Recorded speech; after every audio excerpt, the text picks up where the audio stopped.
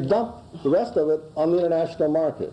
Okay, he recognized right away that sometimes lowering prices doesn't buy you demand in the international market, so he went away from that and started talking about some of the other things that we've been talking about. They were willing to consider ideas that as they came along.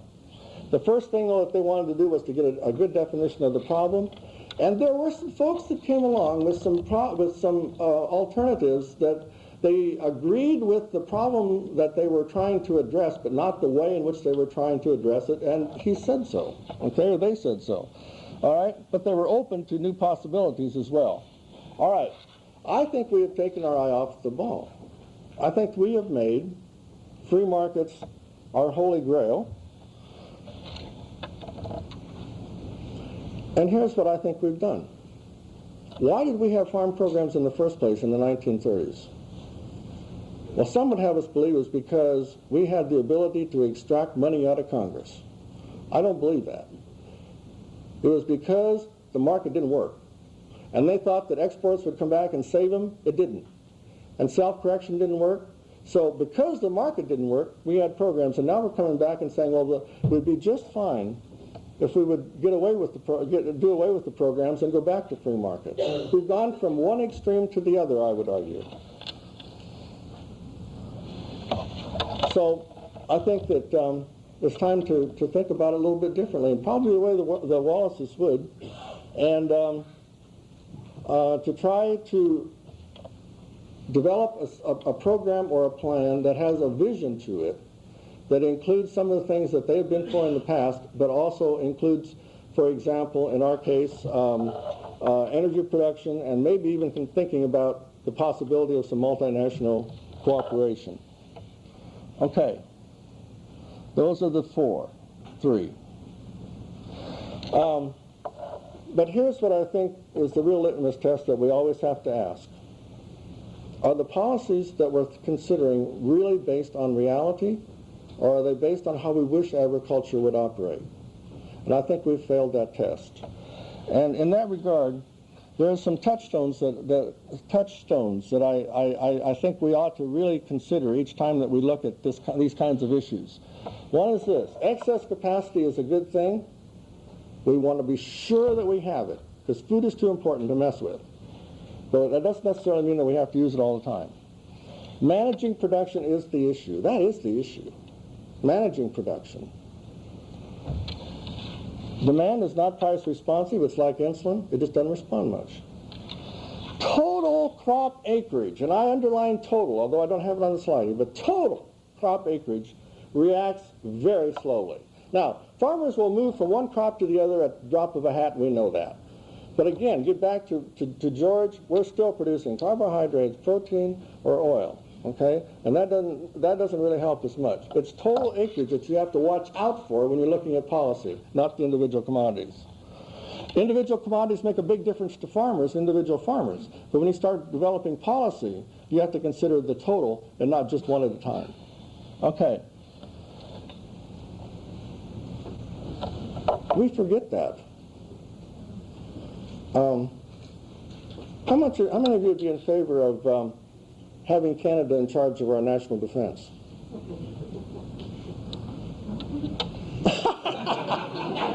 There are always those that do that.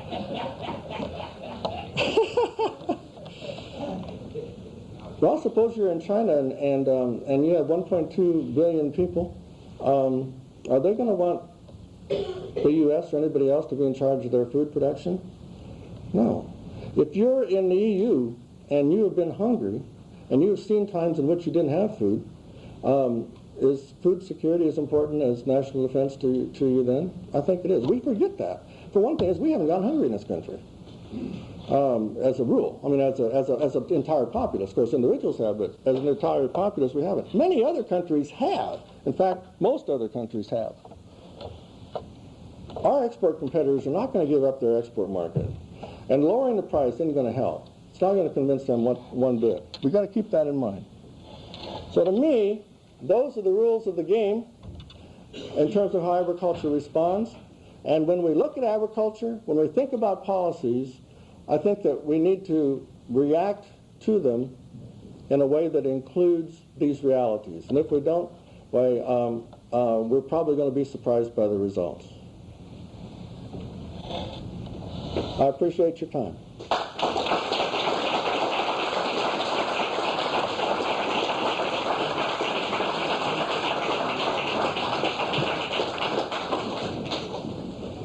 Thank you very much, Darrell.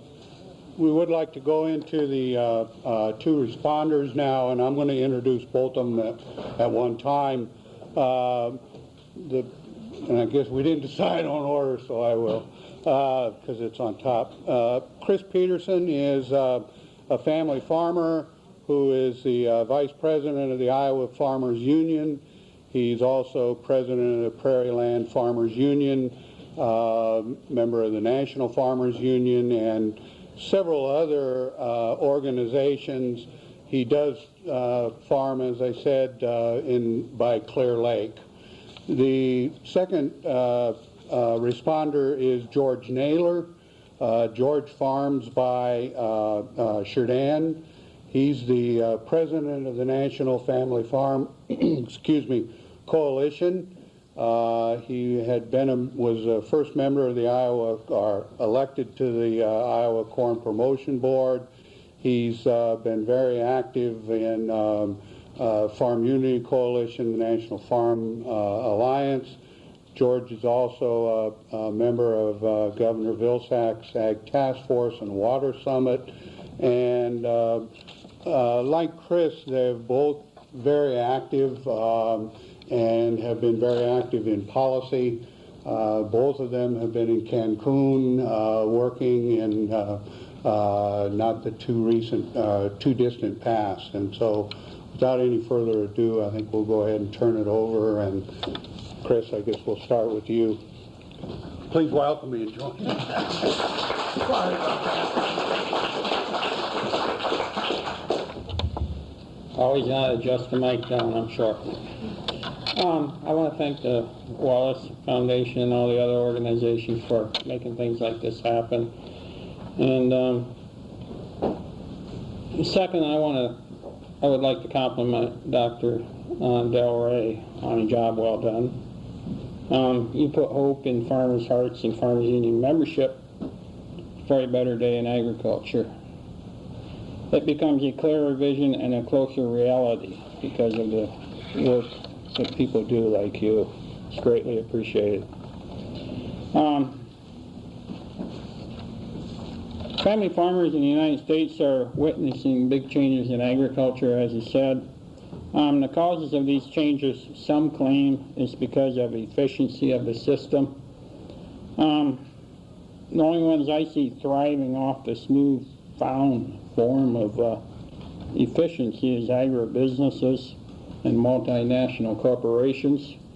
The resulting true cause of forging change, I believe, is more concentration, more mergers, and more monopolies, which deny a return of labor, investment, and at least a cost of production price for the family farm.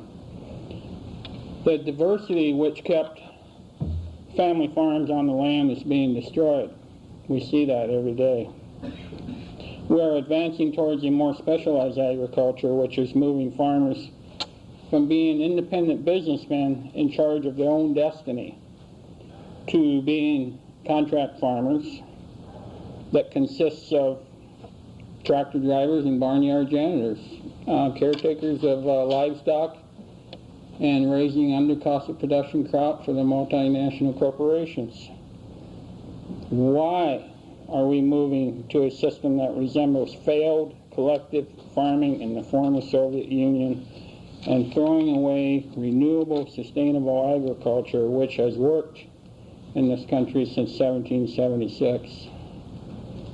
First, we need to acknowledge that we will never subsidize or export our way to prosperity.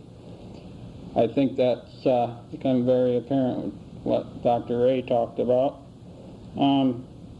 Why does U.S. have a farm policy that overproduces, lowers commodity prices, and plants fence row to fence row at the expense of our rural main streets, family farm cost of living, and our rural quality of life?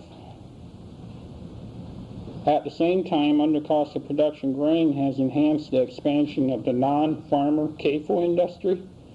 By that I mean the corporate-owned and controlled factory farms. And I've come to the conclusions, the problems we face in rural Iowa basically all started in the livestock sector when the farmers quit owning the livestock, the social and environmental issues out here.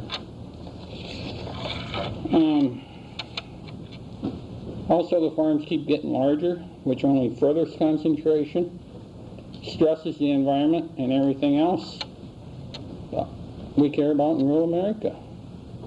Second, we need a trade policy that actually puts money in the farmer's pocket in America and worldwide.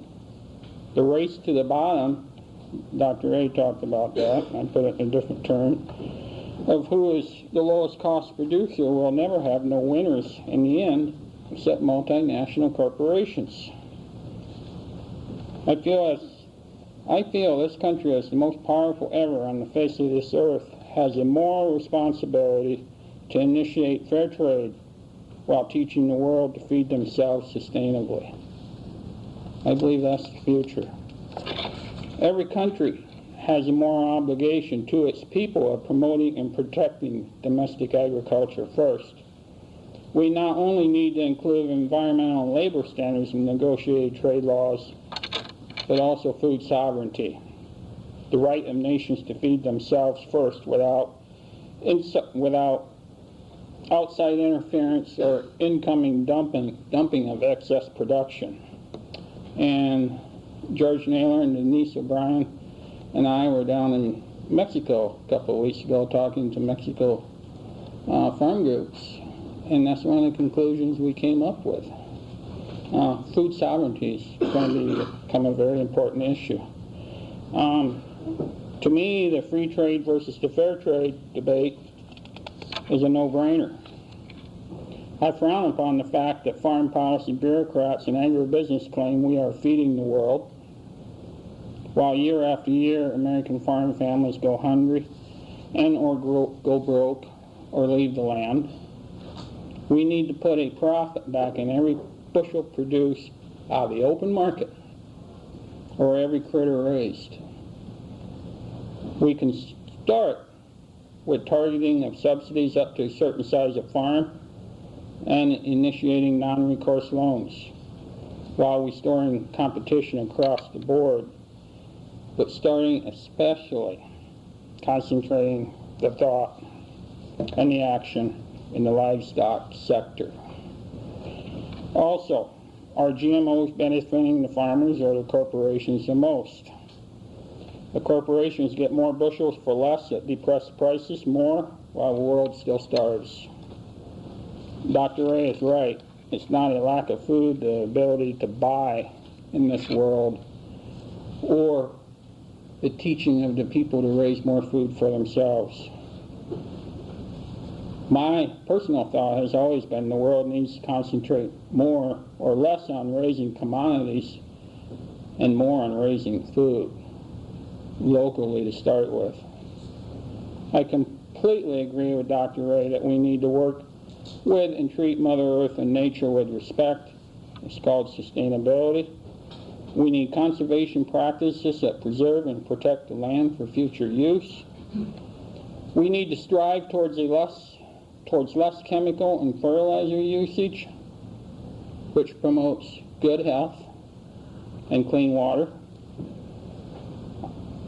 I'm outraged and angered that we are using up all these precious God-given resources, along with destroying marginal land, farm family livelihoods, our heritage and our culture in rural America, to produce everything in excess, with taxpayers financing the expansion. I ask, why, as a country, are we letting this happen? I've always felt the potential results of good food policy, if implemented, would be good conservation practices, a clean environment, a quality of life for the farm family, which includes a livable wage with a return on investment in labor, along with rural stability and growth, with an ample food supply, safe food supply, high quality, affordable for all, produced by the right people, which I believe is independent family farms, raised the right way, sustainable. I actually feel what Dr. Ray is trying to say is that we need an ag and food policy that is economically, environmentally, and socially renewable and sustainable for America and the world. I say the sooner the better. Thank you.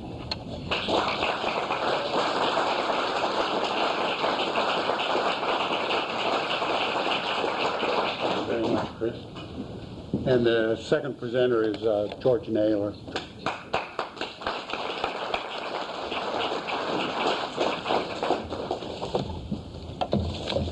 Well, I'm not a professional speaker, so I'm going to get some water here.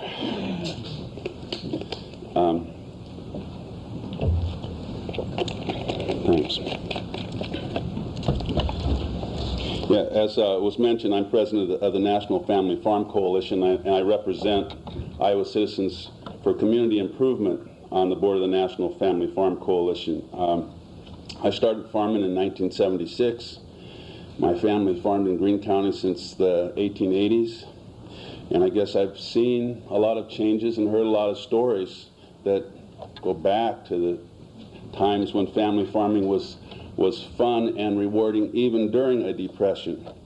But we can't dwell on that. I can tell you that it's been a great privilege to get to know Dr. Ray in the last few years. He's been a voice in the wilderness and a real asset to our family farm movement. He's a person who thinks economics is a science and who thinks science should be open to debate. And pronouncements that apply to the real world should be based on openly stated values and checked against real world behavior of economic beings, human beings, and corporations. Economics is too often politicized with the bias of the studies, the volume of the studies, and the media coverage proportional to the concentrated economic interest of multinational corporations, unfortunately. And I'm glad Dr. Ray has brought up the role of Henry A. Wallace, who was Secretary of Agriculture and Vice President under Franklin Delano Roosevelt, and later who was a candidate for president on the Progressive Party ticket. Henry Wallace was a visionary for world peace and economic cooperation.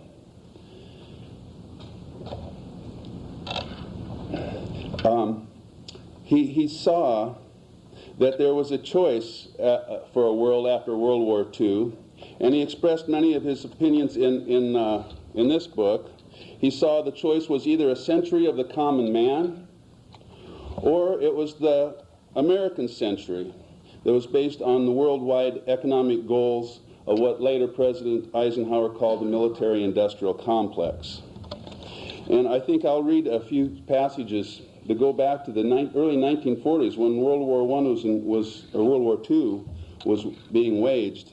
He said, "The world ought to move in the direction of an ever-normal granary in wheat and similar arrangements for other raw materials, with export quotas and with prices stabilized at a point to be fair for producers and consumers."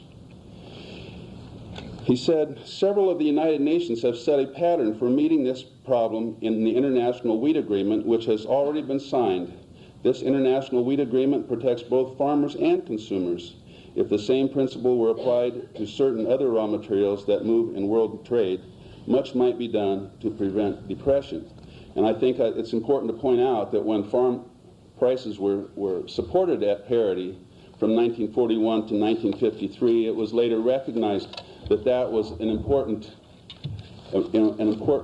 policy that prevented the world from plunging into a depression after World War II.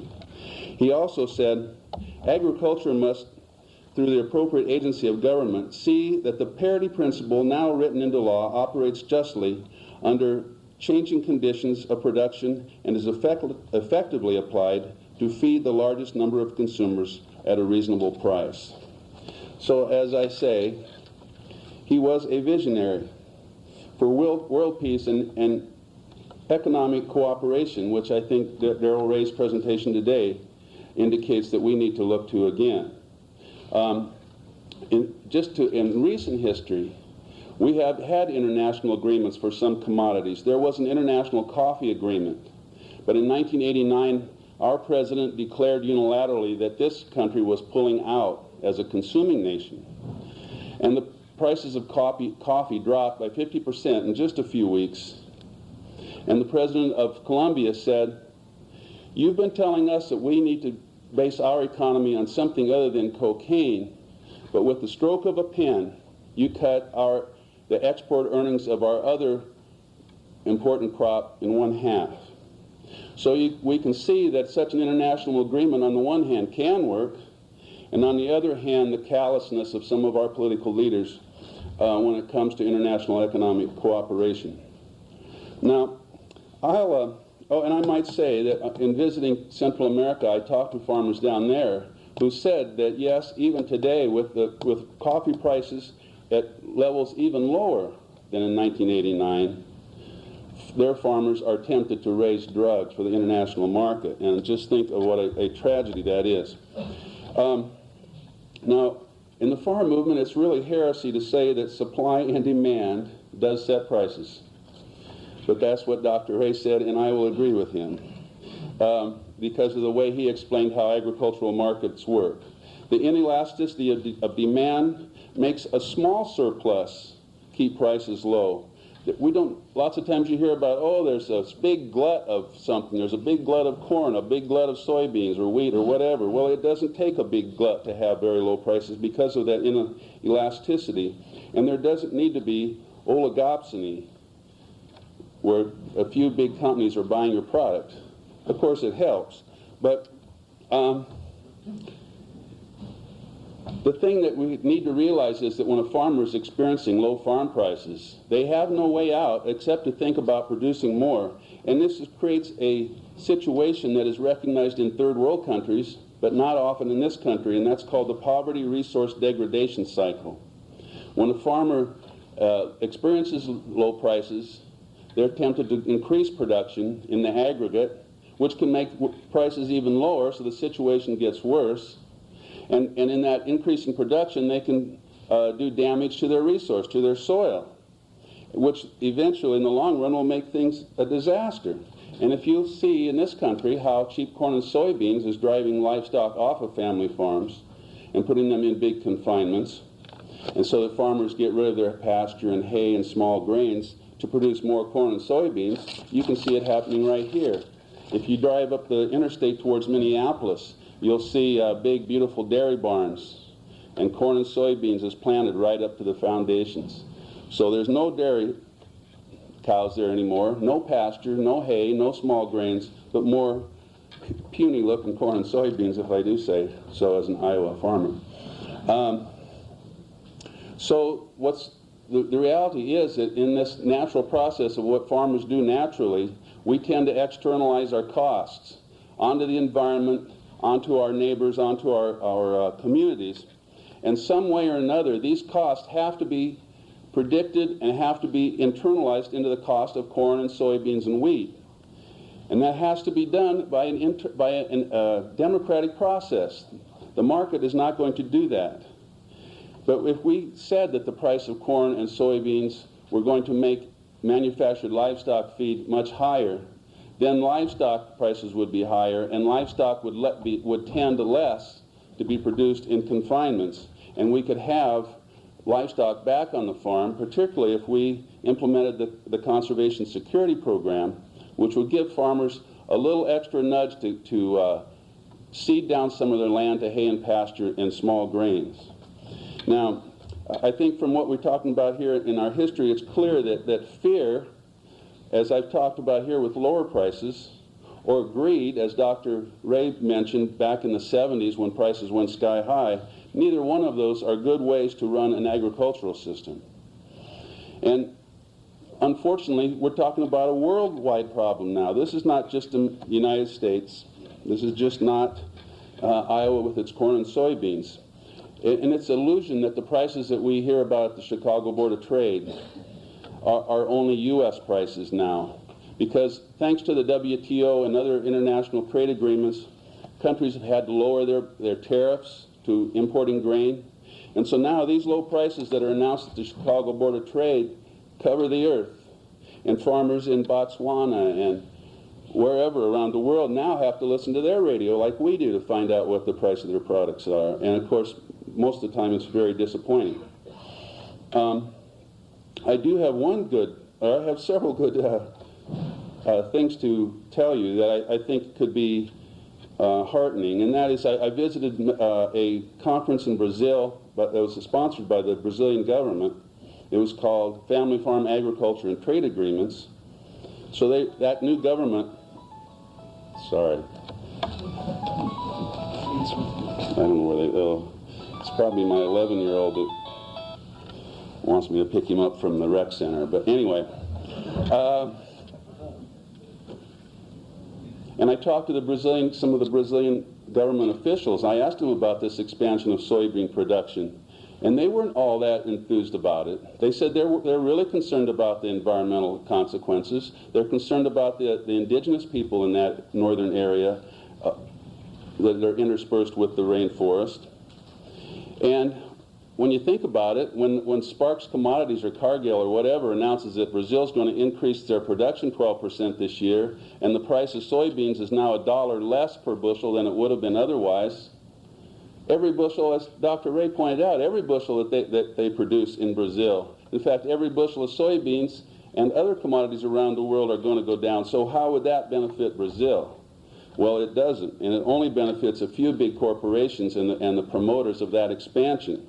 So I think there is a hope of international cooperation to stop that kind of a ridiculous expansion and to help set a floor under prices, help set up international reserves, and help manage supplies. Another really heartening thing is that farmers around the world are listening to Darrell Ray. And as we speak, his reputation and his new study is circling the globe right now and helping farmers figure out just exactly what kind of policies are going to give us a sustainable agricultural policy, something where family farms produce the food, where we're producing food for local markets instead of something clear on the other side of the earth, where we have safe food and nutritious food. And just recently I received a memo from organizations in Europe, the CPE and COAC, who are making demands now. They're saying that the Common Agricultural Policy of the EU needs to be changed, and they are saying the very same kind of things that we are as far as the types of reforms that need to be. And they're recognizing that grain payments can be good if we get a price first so that big corporations don't end up raising all the livestock in confinements, but that grain payments on their own will not address the price problem. And so we should not be diverted by that idea that, oh, we're going to have a green agriculture without addressing this price problem.